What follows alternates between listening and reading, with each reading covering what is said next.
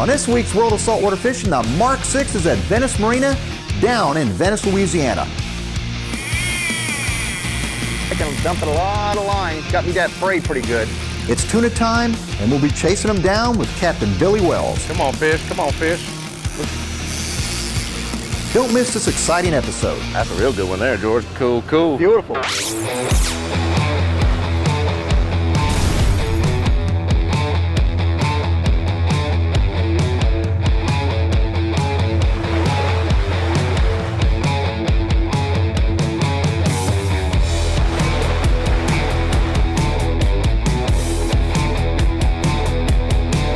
George Poveromo's World of Saltwater Fishing, where big fish don't stand a chance. Venice, Louisiana, arguably some of the best saltwater fishing within the continental U.S. I've been coming into this place going way, way back to my early years with saltwater sportsmen. And the big thing that I've noticed about Venice is if you have the weather where you could go offshore, you're going to catch fish. The tuna's the draw. That's what everybody comes for. We catch good wahoo, dorado, we catch marlin, we catch all the offshore species here, but there's really not many other places that have a tuna fishery like we have with the oil rigs and the Mississippi River and just the abundance of bait that we have. It just really, really draws them in. Captain Billy Wells is one of the top guns in Venice, Louisiana when it comes to offshore fishing. You talk to anybody who travels for big game fishing, and when a talk centers around Venice, it's usually yellowfin tuna.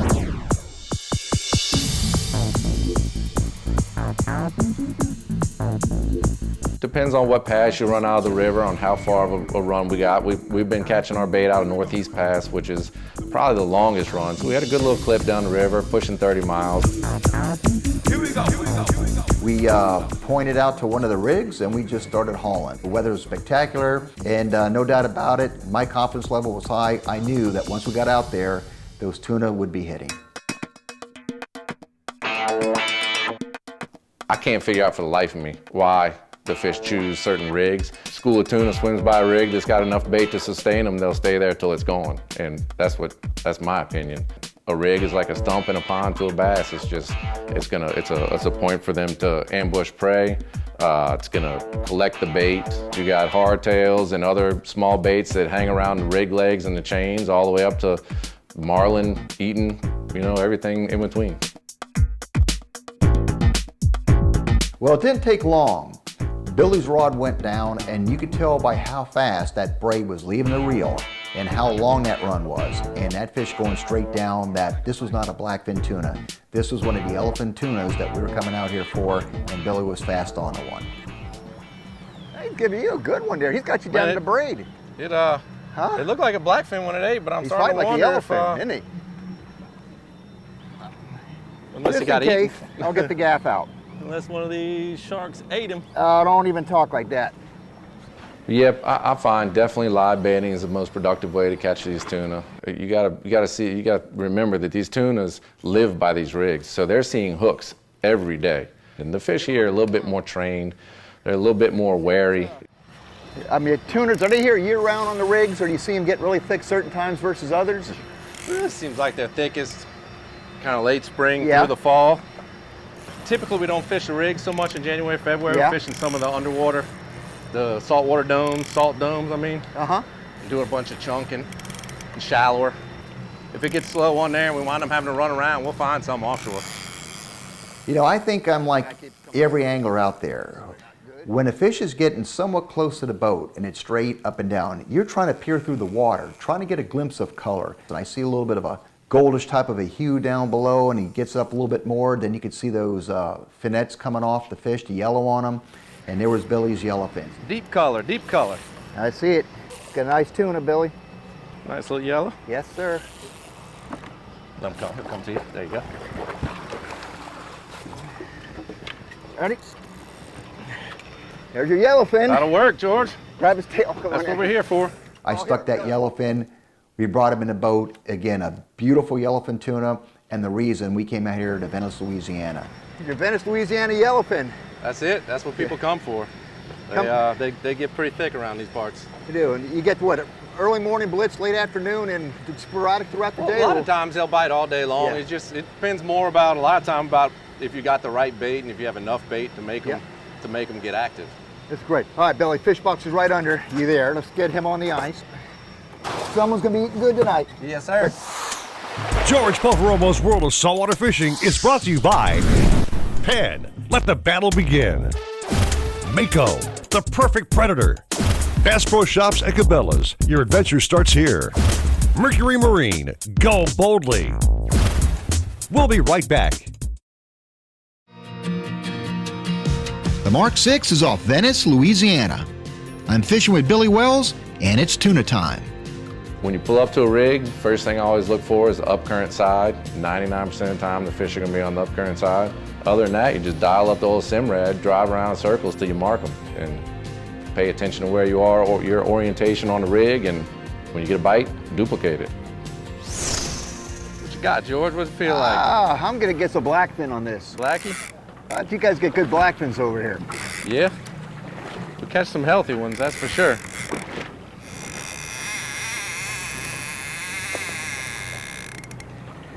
Love the sound, huh? It just never gets old, does it? No. That's why I leave the clicker on it too. Angler's alarm clock.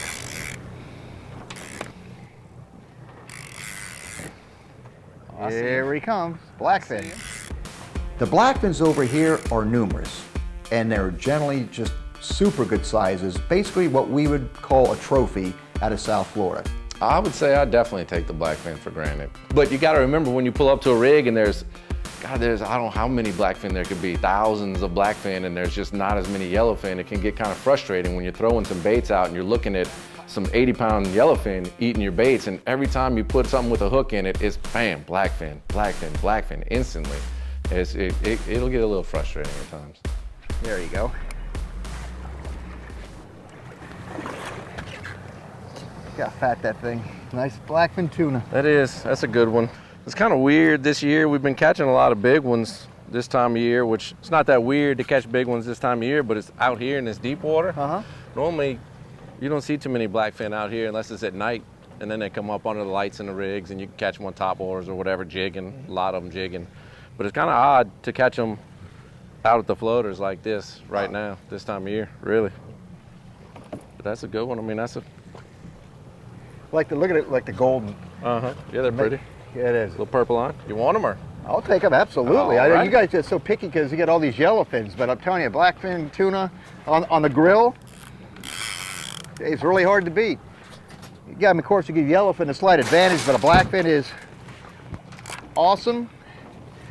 Well, let's What do you think? idle right back up here, right above where we've been marking them. Yep. And we'll both sit there and just feed out a live bait like that real Sounds slow good. and just let, sometimes it's got to be swimming. You can't be pulling it. And We catch that first blackfin and we idle back out and we mark the fish again. You know, what's really interesting is when you're looking around a rig, again, which is basically a large artificial reef system here with tons of bait, you want to try to find the areas where these fish are holding. These rigs may be anywhere from, say, 2,000 feet of water, even deeper, but you're not necessarily interested in seeing what's on the bottom, but you want to see what's within that upper part of the water column. And we were dialed in from the surface down to roughly 400 feet. might have had a little bit of size to it. This one does. Like He's got some. non-blackfin at least. Yep, this definitely yellow. Dumping a lot of line. He's got me that braid pretty good. And one of the sweetest sounds out there is when that drag starts screaming. And once you see that first blazing run, you know that fish is hooked up solidly. And that's what happened on mine. And I'm holding this. Heavy fish, big long run, powerful fish going down. I've got my yellowfin tuna. It's gonna be Billy's turn on the gaff. How's it feel, George? Feeling wonderful. I think we got ourselves a yellowfin. Got a little weight on it. Yes, it does. Yep. Turn the clicker off. There he goes again. Make you work for it. Yeah, he is. I'll work for it. That's what we came out here for. George Poveromo's World of Saltwater Fishing is brought to you by Simrad and the new NSS Evo 3 display. Go with Simrad and go with confidence. Rapido Coastal, another great day.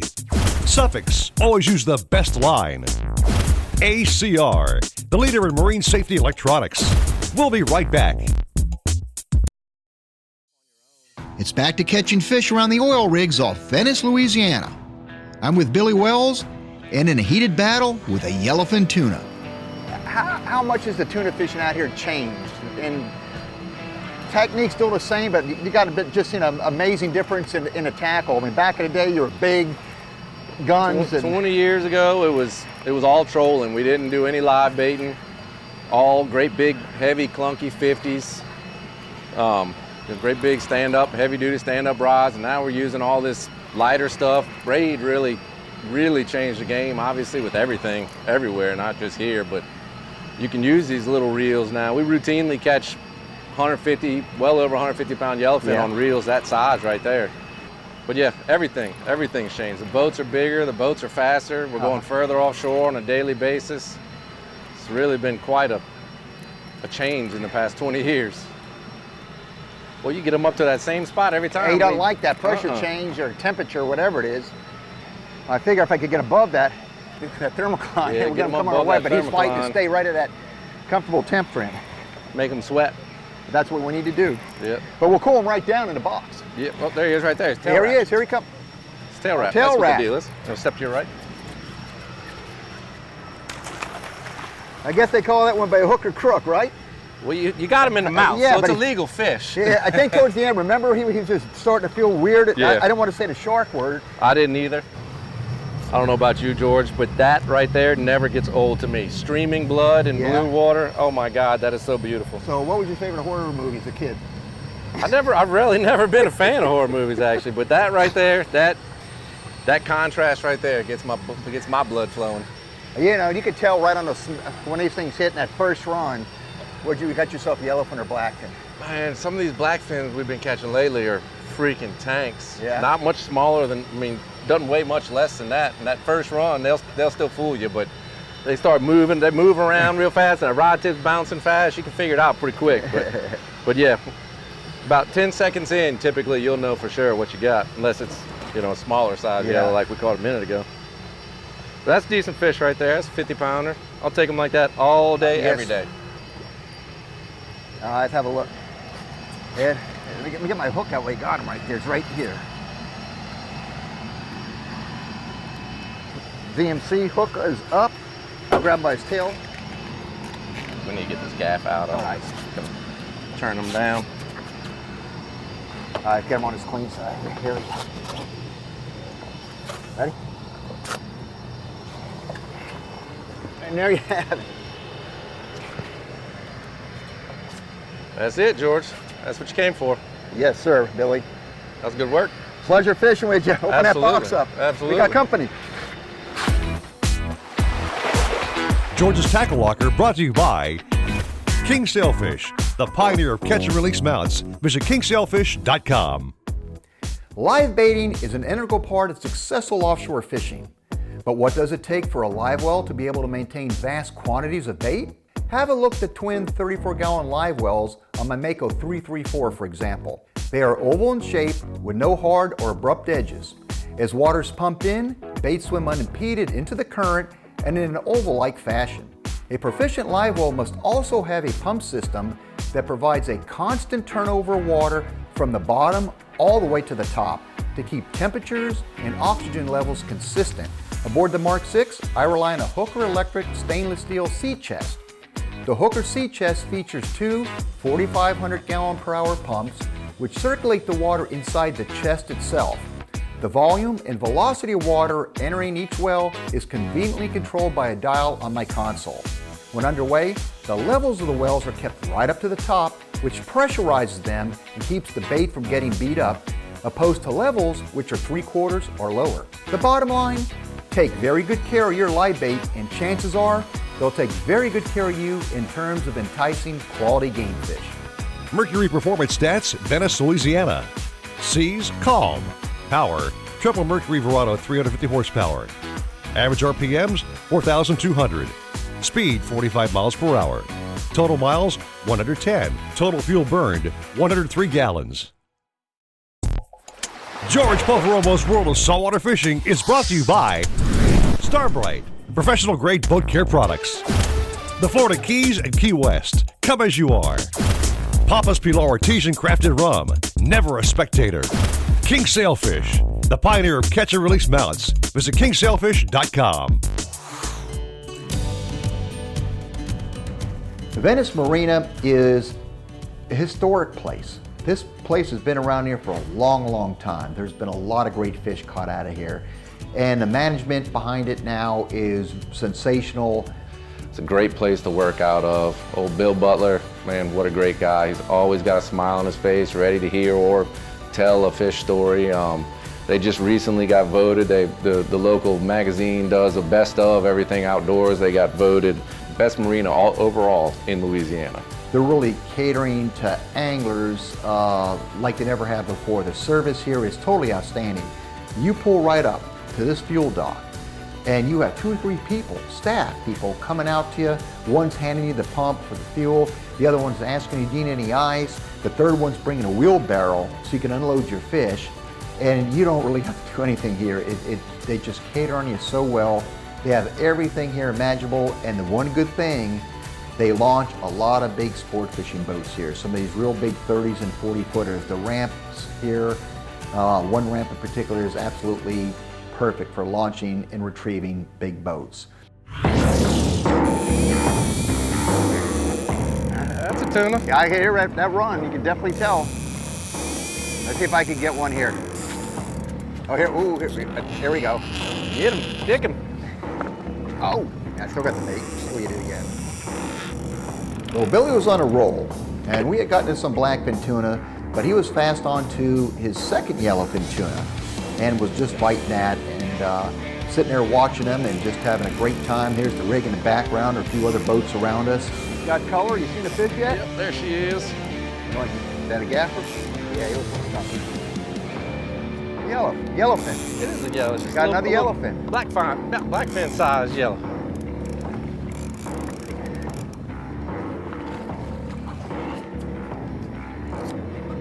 There you go, Billy. You got the hot rod. That's it. Reel. That's it. I'm just the fastest one to the reel. You are. You get yourself positioned here. I think some good shoes. They're fast. Check that, huh? Yeah, they're pretty when they're little. Get the stripes and see the blue line and the stripes and the dots. Yep. Magnificent. They make a prettier mount, I think, when they're that size than when they're 150 pounds. I know it. You know, it's amazing the development of the tackle that we use in big game fishing now too. To make it easy on anglers, like if you come out to some of these rigs and you're catching yellowfin tunas, they can wear people out. Therefore, if you come out with small, lightweight, compact outfits, you could stay in the game much longer and have a much more enjoyable fight. So I had the Penn Torque lever drag reels in sizes 30 and 40 LDs, and we had them on some stand-up rods that were rated anywhere from 60 to maybe 80-pound test. So just very compact, convenient outfits, and they're just an absolutely sensational tool for catching tunas like blackfins and especially yellowfins. There we go. There we go, George. Hopefully that one's got a little size to it. You gonna double them up? No, I'm just feeding this one out a little bit more. All right. Kind of let it. I'm getting boiled on now. Good. Come on, fish. Come on, fish. Looks like a blackfin though on me. Maybe a big blackfin on me too.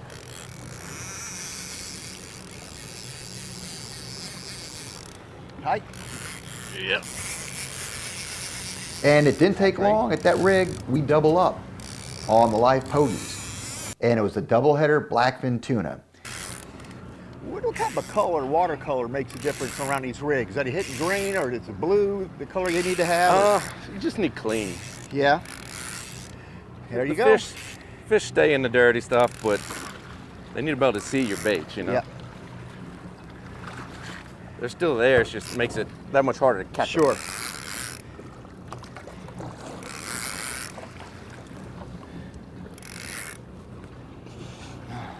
One blackfin coming in. Yes, sir. We got enough. Pretty You wanna little let 'em fish. go, too? Yeah, let's let them go. All right. For next time. Yeah. Mine's putting a little bit more of resistance.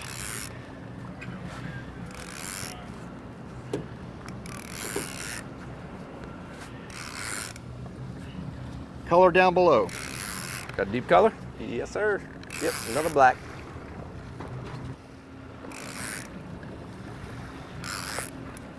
And there's our blackfin.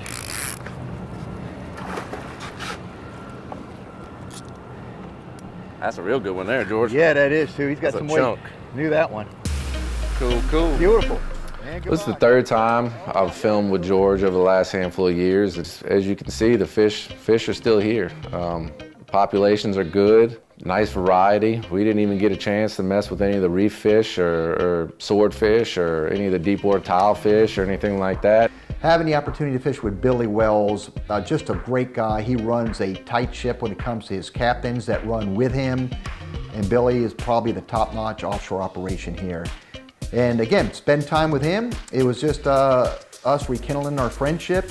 And again, just seeing yet another opportunity, the type of fishing that Venice, Louisiana has to offer. Not that I need to see how good the fishing is, because I already know it's sensational here. Follow George on social media. Visit GeorgePoveromo.com. On Facebook, Facebook.com/George.Poveromo. On Instagram, @George Poveromo. And watch his episodes on YouTube at George Poveromo TV.